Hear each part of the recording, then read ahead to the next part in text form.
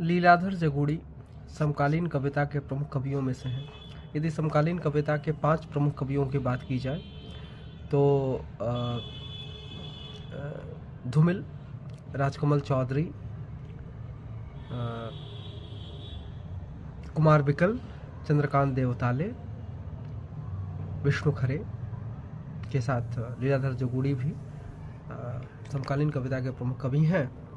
1 जुलाई 1940 को टिहरी गढ़वाल उत्तराखंड में लीलाधर जगूड़ी का जन्म हुआ था। उन्होंने फौज में सिपाही की नौकरी की, शिक्षक बने और उत्तर प्रदेश सूचना सेवा में भी रहे, वहीं से वे सेवानिवृत्त हुए। जगूड़ी के यहाँ शब्द मात्र खेल नहीं है, वे सृजनात्मकता के संघर्ष से जन्म लेते हैं। कविता में नवीनता उनका ध्येय है और यह अनुभव, भाषा, संवेदना, कथ्य सभी में ये नवीनता जो है वो कथ्य, भाषा, संवेदना और अनुभव सभी में नज़र आती है।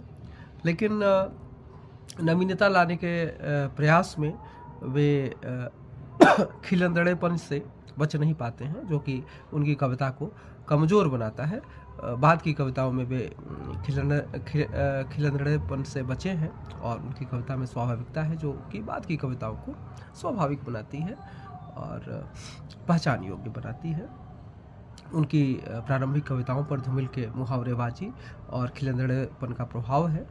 1972 में ही दोनों के पहले काव्य संग्रह प्रकाशित हुए थे, धूमिल का संसद से सड़क तक और इनका जो पहला काव्य संग्रह है, दूसरा काव्य संग्रह इनका नाटक जारी है, वह 1972 में प्रकाशित हुआ था। तो